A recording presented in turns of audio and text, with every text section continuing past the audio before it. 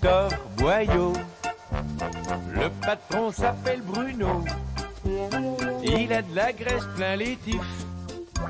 Des gros points noirs sur le... Moi, j'essuie les verres, ouais, mais ça va, tant que je ne m'essuie pas les mains avec. Effectivement, oui. Brigitte Fanny, bonjour. Merci de venir nous alerter sur cet aspect du sanitaire au quotidien. Oui. Il y a danger pour la santé, véritablement, quand on ne fait pas attention, parce que nos torchons de cuisine, en général, sont bourrés de saloperies, de bactéries. Exactement, et ce sont des chercheurs de l'île Maurice qui ont présenté leurs travaux lors de la réunion annuelle de la Société américaine de microbiologie. C'était il y a quelques jours. Et leurs travaux sont sans appel. Parmi les objets qui sont les plus fréquemment responsables d'infections et d'intoxications, il y a nos torchons de cuisine.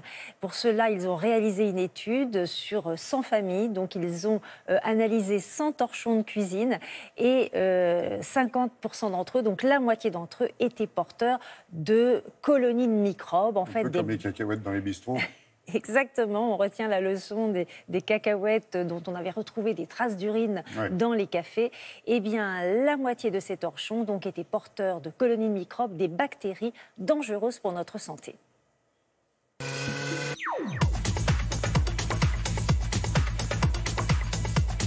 Un torchon de cuisine, quand on le passe au microscope, ça peut être un vrai taudis bactériologique.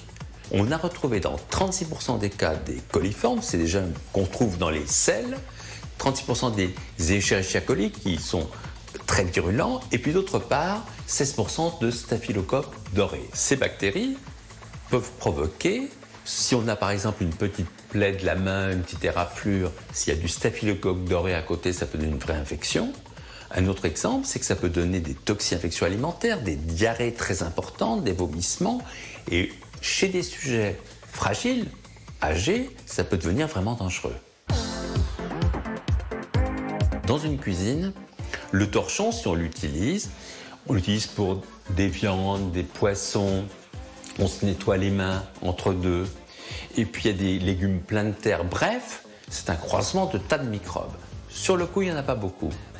Mais si on garde son torchon quelques jours, avec l'humidité, un petit peu de chaleur, les germes ils vont monter en puissance, ça devient un bouillon de culture.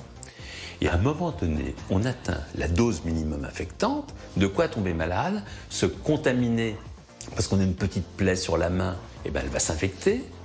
Et puis une autre façon, c'est qu'à force de tripoter ce torchon sale, un individu met en moyenne 2 fois par heure les mains à la bouche. Donc cette faune de microbes qui était sur le torchon, on va le retrouver à l'intérieur du corps, de quoi se rendre malade. Vous savez, pour moi, un torchon, c'est comme un gant de toilette. On doit l'utiliser une fois et puis on le met au sale. On les lave tous les jours à 60 degrés ou alors des torchons en papier à usage unique. Comme ça, on est tranquille.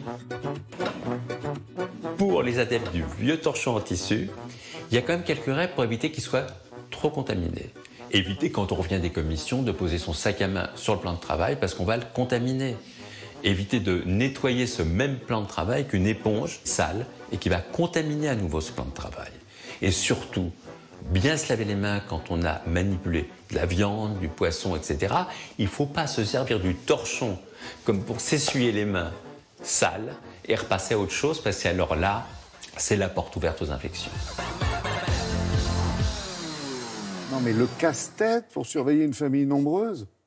Alors justement, ces chercheurs mauriciens ont montré que plus la famille est nombreuse, plus les torchons sont contaminés. C'est normal parce que plus il y a de mains qui manipulent le torchon, plus on y apporte des bactéries et plus les bactéries pullulent.